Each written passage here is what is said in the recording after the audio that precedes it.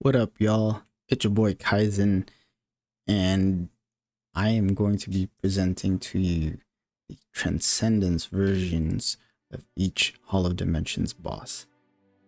A lot of people usually call this the level 4 version, as choosing a difficulty when it comes to the last boss for each week in Hollow Dimensions consists of 4 difficulties, and Transcendence is the 4th level.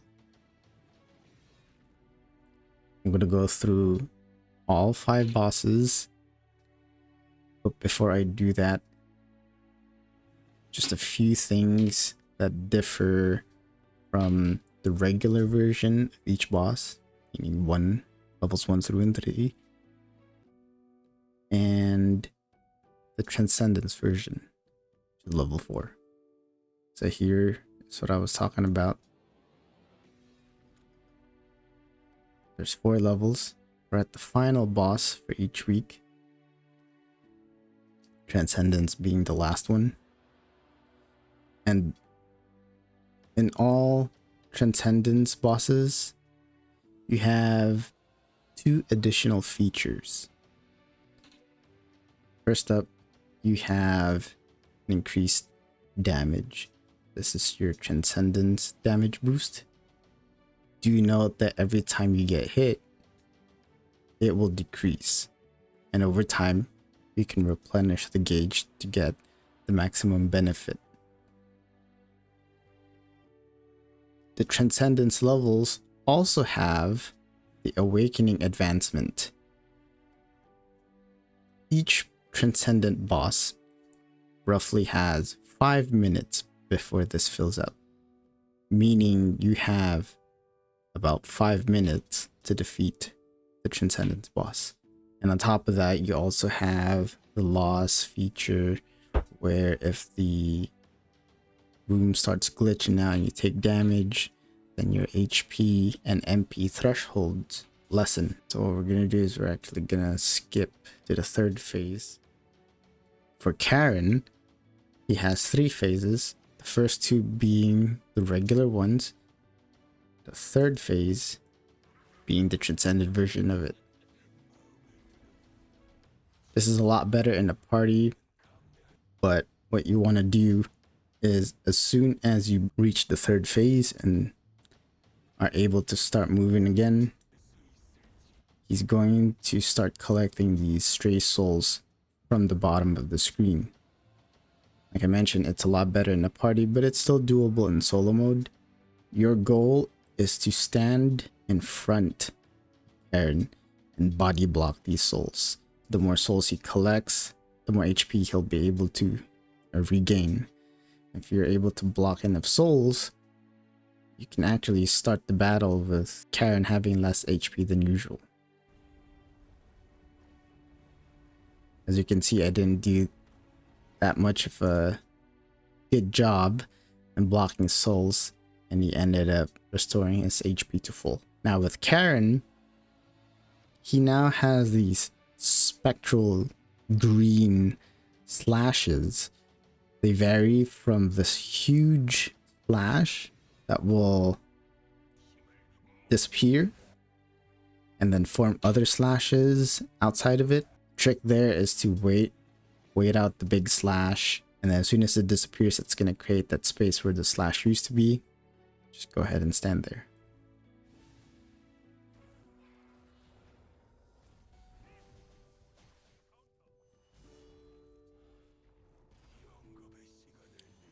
He will also, from time to time, try to rip your soul out, literally.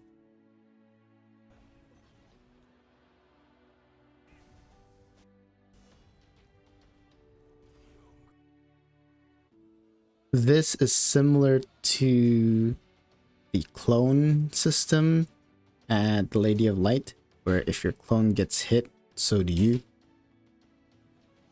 Best way to collect your soul is to literally go to it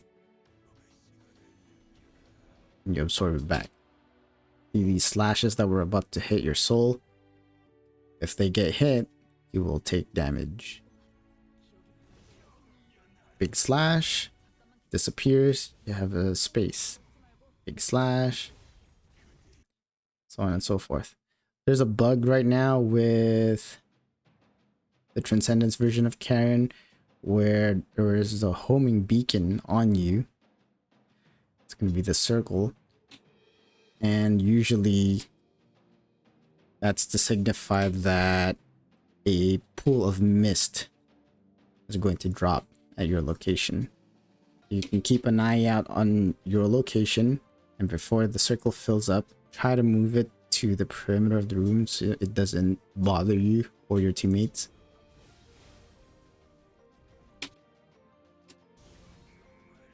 That ends up being the pool. It's similar to the fog that you encounter in the first two phases of Karon. Or dodging. Big slash. Cascades into smaller slashes. Once you have plenty of time to run into where the big slash used to be. Just wait for it to disappear, then run to it. And the slashes will detonate afterwards. Okay, another pool of fog that will drop it at your location. It's trickier with the bug, but it's still manageable.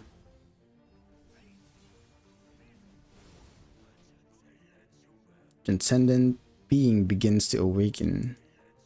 You are now at the 40% threshold of the awakening. See how I'm getting hit and it's reducing my damage output, and over time it will generate these cascading slashes. Same strategy. Wait for the next one to disappear and you'll have ample time to run back to it. As soon as it disappears, just run towards it, and then all other slashes will follow. Of course, when you break him, there's not going to be any slashes, no souls, none of that. So here I'm waiting for Karon to do his main gimmick, which is the next step. You're going to create a series of explosions around him and the players, and periodically he will rip the soul away from you. All you gotta do is collect it before the explosions reach your soul. On top of that, you also have souls dropping, and you have pool of fog trying to keep you from surviving. After all that, follow the waves. The wave of circles, because at the end of it you will have a gap of safety. And that's all there is to it for Karon. Up next is Transcendence Abyss. He only has 2 phases, unlike Karon. However, that means his first phase is going to have some minor additions to his attack patterns.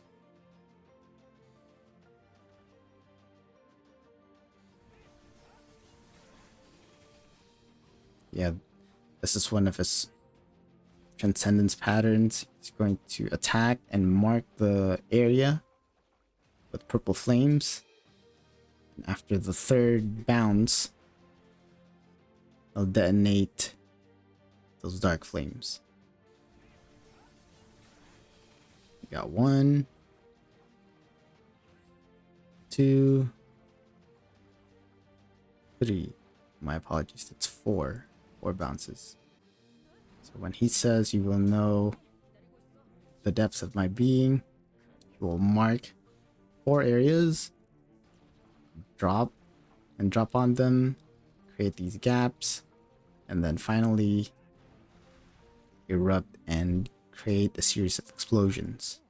Of course, don't do what I did earlier and eat all the attacks. You'll want to get away from it. Okay, phase 2. It's mostly the same with the addition of red clones. These ones act like his darker clones, but this one lingers until you kill him. It will also perform their own series of attacks. The only way to kill them is while you're in the red zone. Devouring Evil is the same. It just makes it a lot more annoying to deal with. Endless Abyss is the same. Attack him to shrink damage zone.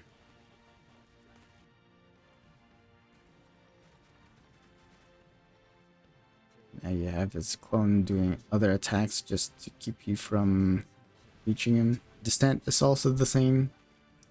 You want to attack it before it. You want to attack and shrink it. That way you don't get hurt.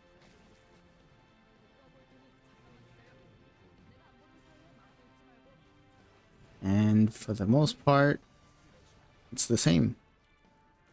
It has more attacks, more places, more circles to dodge. Let's go ahead and fast forward to his main gimmick. Okay, he has these homing dash attacks. Nothing complex. Want to dodge it.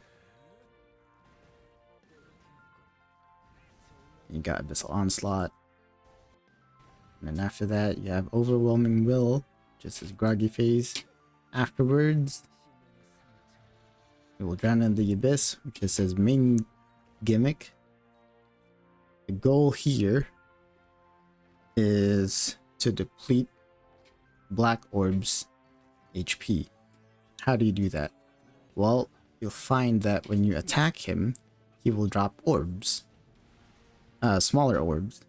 The smaller orbs will grant you a special attack through your basic attack that will do damage to him. Significant amount of damage. However, if you don't attack him, he will regenerate health. In turn, you will also lose health. So to regain some HP or MP back, you can kill the black clones and restore your HP to full. So the strategy is to get those smaller orbs, attack him, you're running low on health, attack the clones, all while dodging his attacks and the red orbs. Remember, in phase 2, if you drop orbs on top of each other, it'll explode. And once you successfully deplete all of his HP here, he will create a beacon for you to go back to the surface. And then you get another groggy phase. And that's it. He'll basically cycle through his gimmicks again. This one is Transcendence Lady of Light. In my opinion, she's the more complex Transcendence boss out of the 5. There is a slight difference between party mode and solo mode, but in essence, they function the same. So first up, it's her first phase. You'll notice that she begins to throw out clones of a character. Again, with her whole gimmick, it's basically destroy your own clones so you don't get hurt by her straight attacks. And just like the clones that she spawns when she teleports you to the other side of the dungeon, one of your clones will shine extra bright compared to the others. If you kill this clone, shiny clone, you'll destroy the entire set of clones.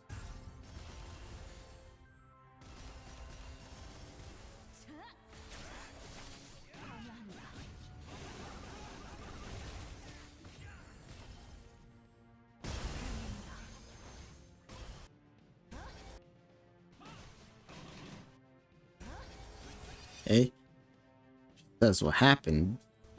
But what actually happened was there's a crack that appeared. This crack acts similarly to the cracks in phase 2 where you enter it and you destroy all your clones so you can escape safely. Instead, if you don't clear the clones in time, your clones will start flowing out of the crack, which will increase your risk of getting harmed due to stray attacks. It's best that you enter it, clear the clones, step out, so you remove that risk altogether. Phase 2's normal version, you have the collapse gimmick, and now it's present in phase 1. Just like in the normal version, you get rid of the clones as fast as possible before collapse runs out. Enter the green area and avoid the attack. So that's phase 1. Phase 2 is a lot tougher. You have additional gimmicks to worry about.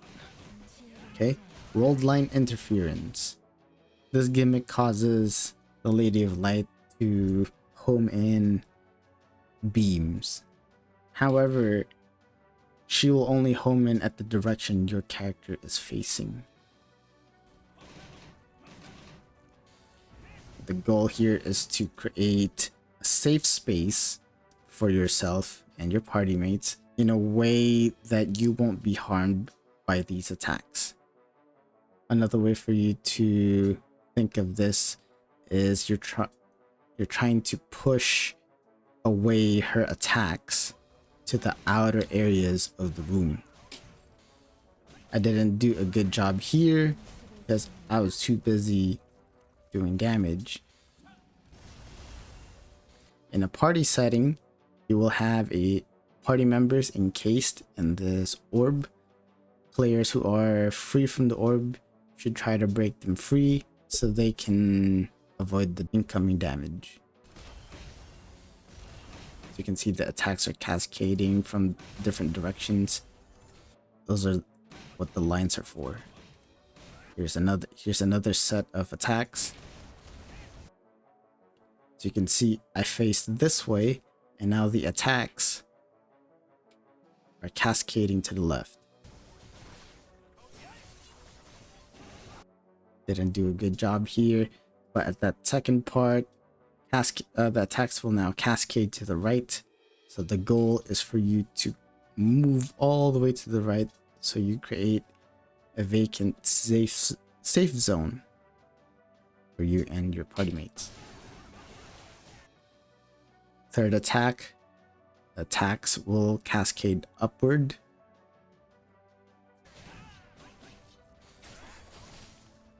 And then the last attack cascades downward.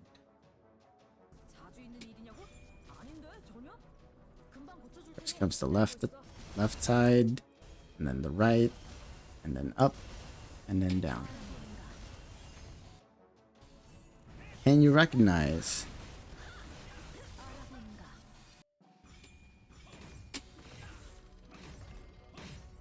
It's another way for Lady of Light to tell you, hey, I cracked a portal for your clones. If you don't kill your clones, you run the risk of getting killed. I believe she has one more gimmick. This one.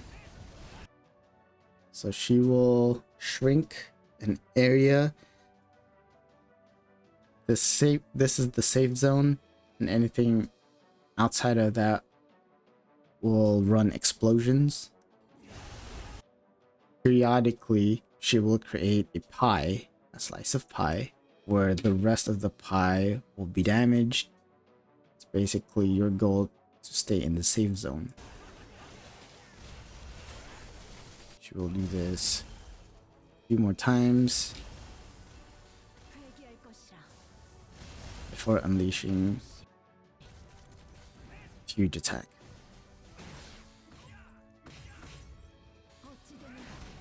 What happened? There's the crack. World line inversion. I just avoided it by entering this crack.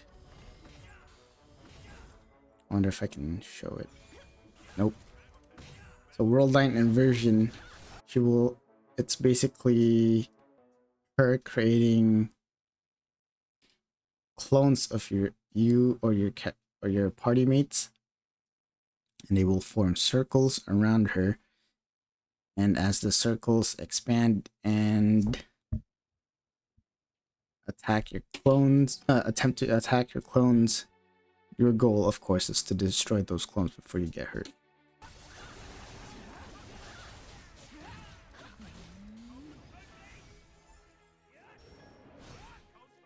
Here is my lazy way of avoiding attacks. Just iframe it, and she's almost dead. I might as well just do my best to kill her. And that's the Lady of Light, Transcendence version. Up next we have level 4 Moros, or Transcendence Moros. Transcendence Moros has one phase, just like his normal version. However, his quote-unquote second phase begins somewhere in the middle. So the first part is roughly the same, familiar with the gimmicks. And once you deplete about 30% of his HP, he'll say the word surrender in solitude, to which he opens a portal in his portrait. That is your cue to jump in. See Resurrected Fear, jump in, and you turn into one of his sludge monsters. Now this is his main gimmick. Your goal here is to chomp away at this bigger sludge monster. It's sin residue, if you will. And you'll also notice that you only have one skill to press, which is bite. And that's all there is to it. You just want to keep chomping away at the entangled sin residue. Of course, the bigger you are, the more damage you'll deal to it. But honestly, you don't need to chomp away at the other smaller ones to get bigger. You'll be able to get bigger the more you bite. Clear that gimmick, you return to his dimension. Now we'll get to see an even bigger version himself. Okay. Neutralize. Thought I put some damage in. Now with this even bigger Moros, he will start doing additional attacks, such as letting his body loose and rampaging at a given direction. Also throwing a rain of daggers.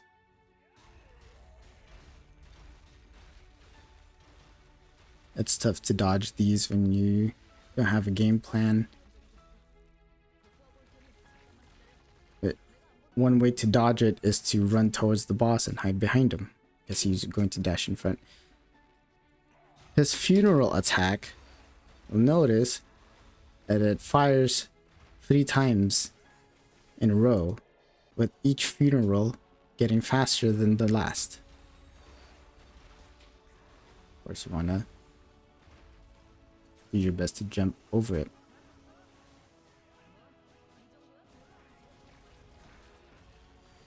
And he also fires lasers. If you manage to not kill him before that, he will also have a chance at becoming even larger, just like in the regular version, or be transported to the inverted version of the dungeon, just like the normal one. But apart from that, that's Transcendence Moros. Last but not least, we have Transcendence Myre, aka He Who Hid the Light, or Dew. He Who Hid the Dew. Mountain Dew. Just like Karon, Transcendence Myre has 3 phases, but the first 2 being the normal ones that you're used to. So first phase is fire and nature, second phase is water and earth, and the third Transcendence version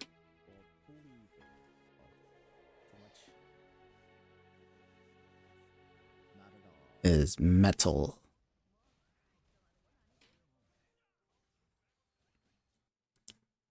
First up, you have these diamond-shaped orbs that will summon saws. These pentacles act as saws that travel either left or right. If you want to get rid of them, simply jump over them. They also act as a trampoline. Don't worry too much about this shimmering area. Not unless he has these other attacks going on.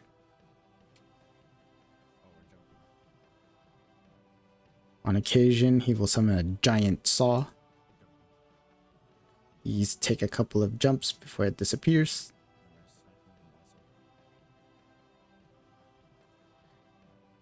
Now, once he has mana concentration up, that shimmering area from earlier will shine even brighter.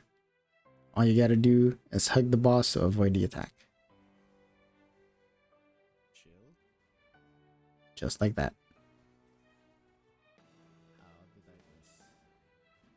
He also has these diamonds bouncing from side to side. Simply dodge them. Got spinning discs. Most of his attacks are well telegraphed.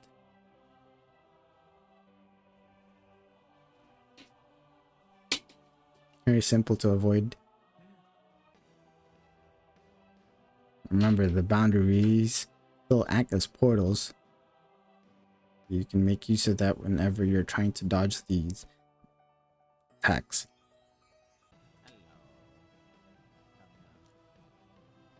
Alright. Transcendence Myre's main gimmick summons a Spirit Bomb type elemental attack, dubbed the Annihilation Magic. Your goal is to fend that off. How do you do that? Good question. You want to jump on these trampoline saws and aim your character to hit the Annihilation Magic. You can see that it recedes every time you hit it, and with a couple of hits you'll be able to deter him from casting his magic.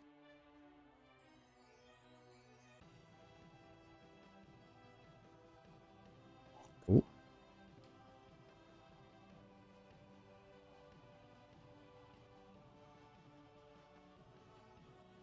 Nice.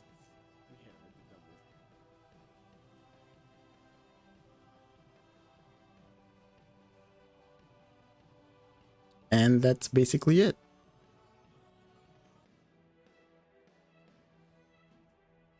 That is... There's no other special gimmicks that he has other than the fact that he has a brand new set of attacks that I had explained earlier. You already know mana concentration. Basically, just hug the boss. You'll throw diamonds that will bounce.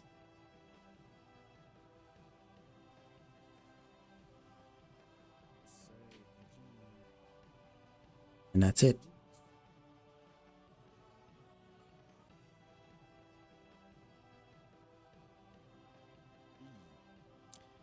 That is it for all the Transcendence bosses. I hope you guys learned something. As you can see, I did have my fair share of struggles with this. I recorded most of my gameplay footage with bare minimum fame, what have you, with the exception of Karon and Abyss. Those were recorded after the Seon update, so I had a little bit of an easier time. But nevertheless, the gimmicks have not changed. And I hope if you're strong enough, you'd consider soloing them. It's a nice form of entertainment if you're ever bored of the party scene, you know, just breezing through all the bosses. With that said, it's your boy KAIZEN. I hope this video helped you transcend your skills and knowledge with HoD dimensions.